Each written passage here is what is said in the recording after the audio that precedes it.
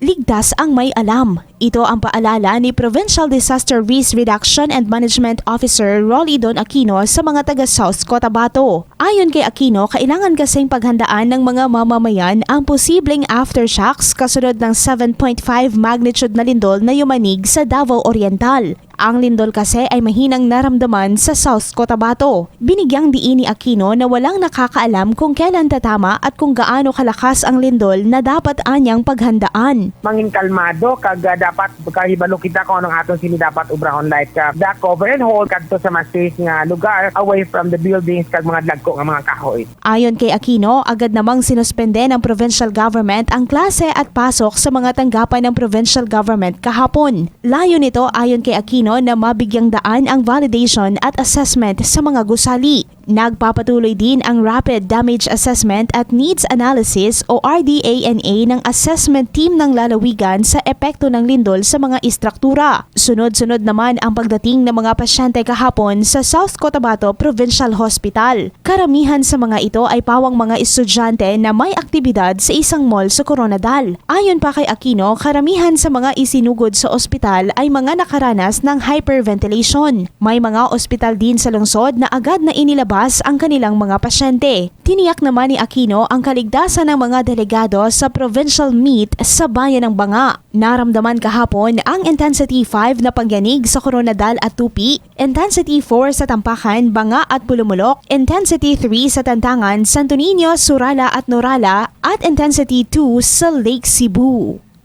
Grace Torreta, NDBC, Bida Balita.